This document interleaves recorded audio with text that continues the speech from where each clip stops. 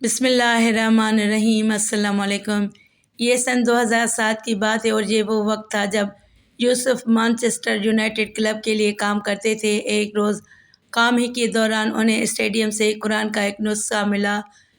اسلام کو تلاش کرنے کے اپنے سفر کے بارے میں بات کرتے ہوئے انہوں نے بتایا کہ یہ تھوڑا عجیب تھا، یعنی اسٹیڈیم سے قرآن کا ملنا، اور جب مجھے وہ قرآن کا نسخہ ملا تو وہ تھوڑا گرد آلود تھا۔ اس نسخے کو دیکھتے ہی میرے اندر ایک احساس پیدا ہوا کہ میں اسے اٹھاؤں اور اسے صاف کروں۔ نیلی جلد والے قرآن کو صاف ستھرا کرنے کے بعد انہوں نے اسے اپنے کمرے میں رکھ لیا، جان کر کے گھر میں قرآن موجود ہے۔ یوسف کے ساتھی نے ان سے اختلاف کیا اور اس بات پر اعتراض ہو گیا۔ یوسف کے ساتھی نے انہیں متنبہ کیا، یہ کتاب ہمارے گھر میں نہیں ہونی چاہیے، میں اسے کوڑے دان میں پھینک دوں گا۔ یوسف نے جواب دیا، اس سے پہلے کہ تم اس قرآن کو پھینکو میں تمہیں کہیں پھینک دوں گا۔ یوسف کا یہ جواب سن کر ان کے ساتھی نے استفسار کیا کہ تم مسلمان نہیں ہو تو پھر ایسا کیوں کر رہے ہو؟ یوسف نے جواب دیا کہ تم نے اس کتاب کی ایک لائن بھی نہیں پڑھی، پھر بھی تم اسے فوراً پھینک دینا چاہتے ہو۔ یوسف کی پیدائش ایک مسیحی خاندان میں ہوئی تھی۔ یوسف کی اس بھرپور دفاع کی وجہ سے قرآن کا نسخہ اسی گھر میں موجود رہا۔ اگرچہ اس وقت یوسف نے ابھی تک اسلام قبول نہیں کیا تھا، لیکن وہ خود حیرت زدہ تھے کہ ان میں اسلام کا دفاع کرنے کی شدید خواہش کیوں موجود ہے۔ انہوں نے اسے فطرت کی طرف واپس آنے کی خواہش کے طور پر بیان کیا ہے، اور انہیں اپنے اندر چھپی اس خواہش کا احساس اس وقت بھی ہوا جب وہ ان کے دوست کے ایک سیاحتی مقام پر چھٹیاں گزار رہے تھے۔ وہ سیاحتی مقام ایسے نوجوانوں میں کافی مقبول ہے جو پارٹی کرنے اور شراب پینے میں وقت گزارنا چاہتے ہوں۔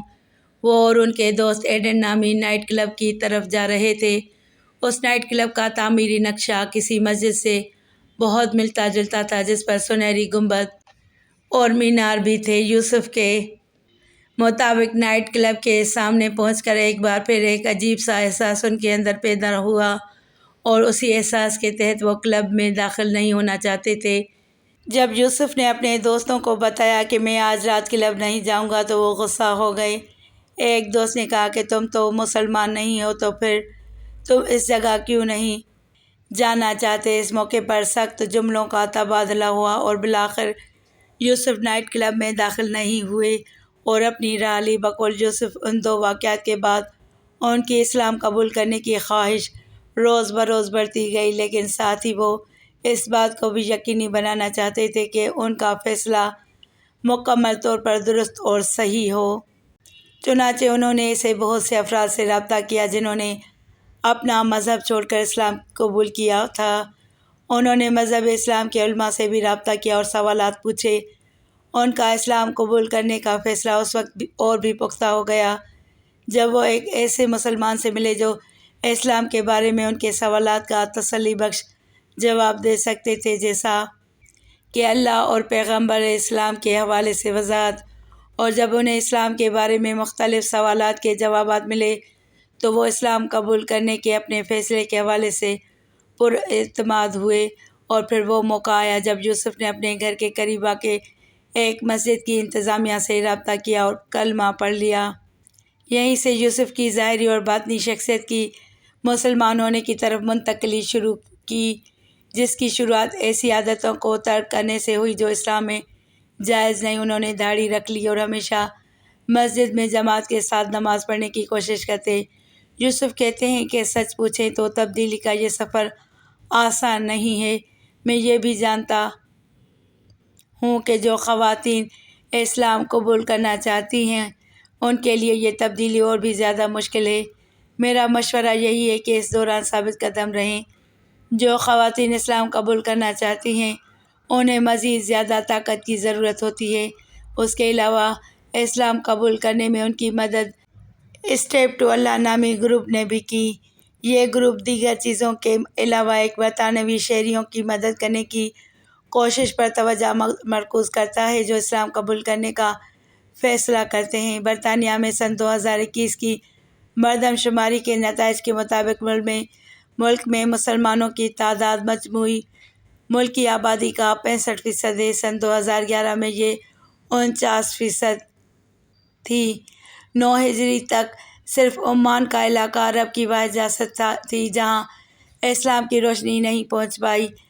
وہاں جلندی خاندان مسند حکومت پر فائز تھا۔ تب وہاں جعفر بن جلندی کی حکمرانی تھی جو حکومت کے انتظام و انصرام میں اپنے مدبر اور حلیم و فہیم بھائی عبد بن جلندی کی رائے کو بڑی اہمیت دیتا تھا۔ دونوں بھائیوں میں بے پناہ محبت اور ہم آہنگی تھی۔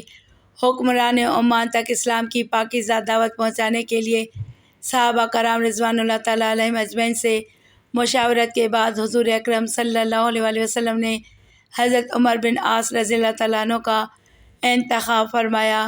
پھر تاجدار عمان کے نام دستاویز لکھی گئی جسے حضرت ابی بن کعب رضی اللہ تعالیٰ عنہ نے تحریر فرمایا۔ اس پر مہر نبوت صلی اللہ علیہ وسلم ثبت کی گئی اور حضرت عمر بن عاص رضی اللہ تعالیٰ عنہ وہ مقدس فرمان لیے عمان روانہ ہو گئے۔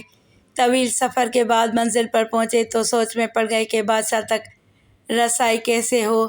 آخر ایک مقامی باشندے کے مشورے پر بادشاہ کے بھائی عبد بن جلندی سے ملے اور تعارف کے بعد اسے اپنے مقصد سے آگاہ کیا۔ دونوں کے مابین جو گفتگو ہوئی وہ سنہری حروف سے لکھے جانے کے قابل ہے۔ سب سے پہلے حضرت عمر بن عاص رضی اللہ تعالیٰ عنہ نے تعارف کروایا، میں رسول اللہ صلی اللہ علیہ وسلم کا قاصد ہوں، تمہاری اور تمہارے بھائی کی طرف بھیجا گیا ہوں۔ عبد بن جلندی نے کہا، پہلے بھائی سے ملیے، وہ مجھ سے بڑے اور وہی بادشاہ ہیں، البتہ ملاقات کا انتظام میں کر دوں گا۔ صحابی رسول صلی اللہ علیہ وسلم مطمئن ہو گئے۔ پھر عبد نے سوال کیا، لیکن یہ تو بتائیے کہ وہ مقصد، اصول اور احکام کیا ہیں جن کی طرف آپ لوگ دعوت دیتے ہیں؟ حضرت عمر بن عاص رضی اللہ تعالیٰ عنہ نے جواباً فرمایا، سب سے پہلے خدا کی توحید، یعنی وہ ایک ہے اور اس کا کوئی ہمسر و شریک نہیں، اس کے سوا ہر چیز کے سامنے جھکنا اور پوجا کرنا ناجائز ہے۔ دوسرے، حضرت محمد صلی اللہ علیہ وسلم اللہ کے بندے اور رسول ہیں۔ عبد نے دوسرا سوال کیا جو صحابی رسول صلی اللہ علیہ وسلم کی ذات سے متعلق تھا۔ اس نے دریافت کیا کہ چونکہ وہ اپنے قبیلے کے سردار کے بیٹے ہیں، اس لیے بتائیں کہ اس ضمن میں ان کے والد کی کیا رائے ہے؟ عمر بن عاص رضی اللہ تعالیٰ عنہ نے افسردہ لہجے میں جواب دیا، میرا باپ مر چکا ہے، افسوس کہ وہ کافر ہی رہا، کاش وہ اسلام قبول کر لیتا۔ میں خود اپنے باپ کے کافرانہ اصولوں پر چل رہا تھا، لیکن پھر اللہ تعالیٰ نے میری رہنمائی فرمائی۔ عبد نے پوچھا، تم کب ان کے رسول اللہ صلی اللہ علیہ وسلم کے حلقے میں داخل ہوئے؟ انہوں نے جواب دیا، تھوڑا ہی عرصہ گزرا ہے۔ تم نے اسلام کیوں قبول کیا؟ حضرت عمر رضی اللہ تعالیٰ عنہ نے بتایا، مجھے اللہ کے نبی کی تعلیمات حق پر لگیں لہٰذا قبول کر لیں۔ بعد ازاں کفار مکہ کے ستانے پر حبشہ ہجرت کر گیا۔ تمہیں شاید معلوم نہ ہو کہ نجاشی بھی مسلمان ہو چکا ہے۔ یہ سن کر عبد حیران ہوا، پوچھا، نجاشی کی قوم نے قبول اسلام کے بعد اس سے کیا معاملہ کیا؟ صحابی رسول نے بتایا، نہ صرف اسے بدستور بادشاہ رکھا بلکہ بیشتر لوگ مسلمان ہو گئے۔ عبد نے پھر پوچھا کہ کیا چھوٹے قبائل کے سرداروں نے بھی اسلام قبول کر لیا ہے؟ حضرت عمر رضی اللہ تعالیٰ عنہ نے اس بات میں جواب دیا۔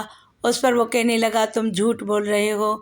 انہوں نے فرمایا، جھوٹ سے زیادہ بری خصلتیں اور کوئی نہیں، جھوٹ بولنے والوں پر خدا کی لعنت ہے، ہمارے مذہب میں جھوٹ بولنا شدید گناہ ہے۔ عبد نے یہ سن کر خاموش ہو گیا۔ تھوڑی دیر بعد بولا، کیا نجاشی کے اسلام کی خبر ہرقل کو نہیں ہوئی؟ صحابی بولے، اسے خبر ہے۔ نجاشی ہرقل کو جو خراج بھیجتا تھا اس نے وہ بند کر دیا اور کہا کہ خدا کی قسم اب وہ ہرقل کو 1 درہم بھی بطور خراج نہیں دے گا۔ یہ سن کر ہرقل کے بھائی ناپاک نے اپنے بھائی سے کہا کہ کیا تم اس غلام نجاشی کو سزا نہیں دو گے جو خراج نہیں دے رہا اور اس نے مذہب بھی بدل لیا ہے؟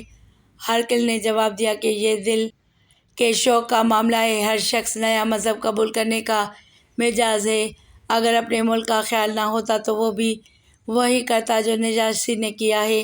یہ سن کر عبد بن جلندی حیرت میں ڈوب گیا، وہ کہنے لگا، ہیں یہ تم کیا کہہ رہے ہو؟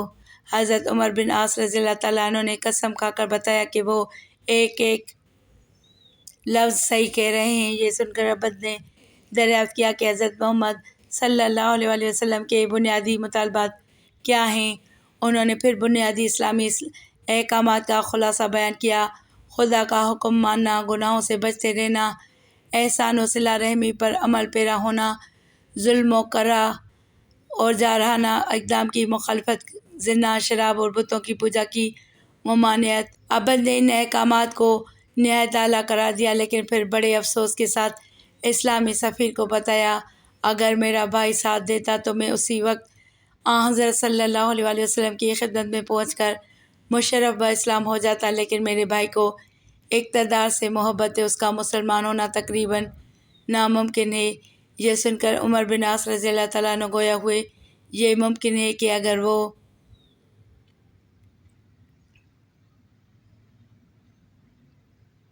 اسلام قبول کر لیں تو رسول اللہ صلی اللہ علیہ وآلہ وسلم انہیں کو عمان کا امیر بنا دیں تاکہ وہ قوم کے مالداروں سے محصول لیں اور غریب غربا میں تقسیم کر دیں۔ یہ سن کر عبد بن جلندی فوراً بول اٹھا: یہ تو اخلاق و کردار کی بہت ہی اعلیٰ مثال ہے۔ اس کے بعد سفیر نبوت عبد کے مہمان بن گئے۔ وہ گاہے اپنے بھائی جعفر، بعض تذکرہ نگاروں نے اسے جعفر بھی لکھا ہے، کو ان کی آمد اور اسلامی احکامات کے متعلق بتاتا رہا۔ عرب روایات کے مطابق سفیر نبی کریم صلی اللہ علیہ وآلہ وسلم کو ہر طرح کا آرام بہم پہنچایا گیا۔ آخر کار ایک دن انہیں دربار طلب کر لیا گیا۔ جب حضرت عمر بن عاص رضی اللہ تعالیٰ عنہ بڑے دربار میں داخل ہوئے تو بے باکی سے بادشاہ کی طرف بڑھ گئے۔ درباریوں نے ادب ادب کے نعرے لگائے مگر انہوں نے مطلق پرواہ نہ کی۔ جعفر بن جلندی ان سے مخاطب ہو کر بولا: کہیے، آپ کی آمد کا کیا مقصد ہے؟ حضرت عمر رضی اللہ تعالیٰ عنہ بن عاص نے اپنے آقا کا خط پیش کیا۔ اسی وقت مہر توڑی گئی۔ بادشاہ نے خط پڑھنے کے بعد اپنے بھائی کو دیا۔ اس نے بھی ایک ایک لفظ پڑھا۔ تمام درباری حیران کہ شاہی دربار میں اتنی دلیری سے خط پیش کرنے والا شخص کون ہے اور یہ خط کیسا ہے؟ خط کا مفہوم کچھ یوں تھا: بسم اللہ، محمد بن عبداللہ صلی اللہ علیہ وآلہ وسلم کی طرف سے جلندی کے دونوں بیٹوں جعفر اور عبد کے نام، سلامتی اور امن ہے اس شخص کے لیے جو سیدھی راہ کی پیروی کرے۔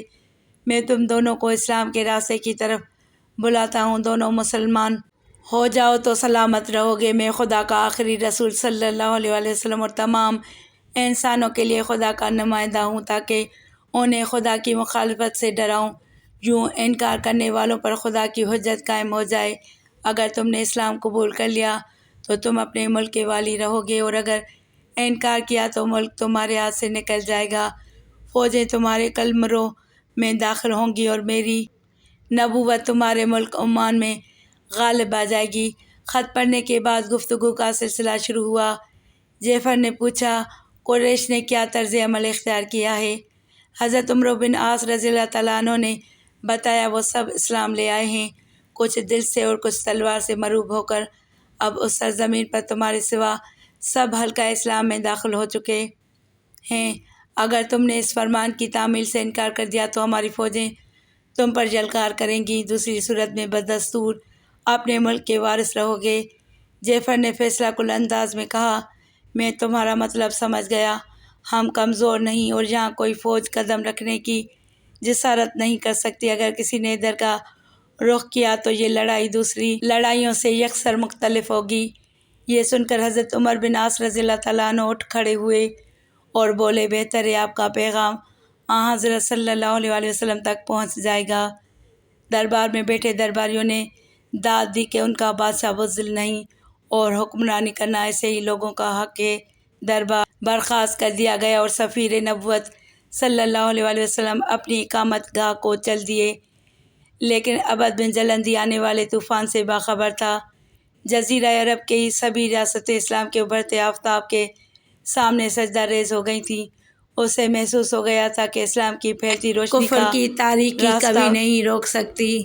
اسی لیے عبد نے تنہائی میں بھائی کو سمجھایا کہ اسلام قبول کرنے سے نہ صرف وہ دین حق کی آغوش میں آ جائیں گے بلکہ ان کی حکومت بھی قائم رہے گی۔ زیرک بھائی کے سمجھانے سے رفتہ رفتہ جعفر کو عقل آ گئی۔ وہ سنبھلا اور اگلے ہی روز دوبارہ حضرت عمرو بن عاص رضی اللہ تعالیٰ عنہ کو دربار میں بلوایا۔ اس نے ان کی موجودگی میں یہ اعلان کیا،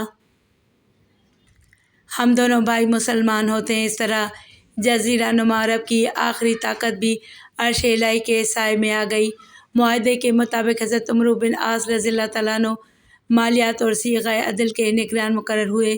یوں وہ شخص جسے عمان کے شاہی دربار میں پذیرائی نہیں ملی تھی، اسلام کے اعزاز سے بادشاہ کے سر پر نگران بن گیا۔ یہ تھی اسلام کی طاقت، وہی اسلام جس کی صدا دور جدید میں سد البحر بن گئی ہے۔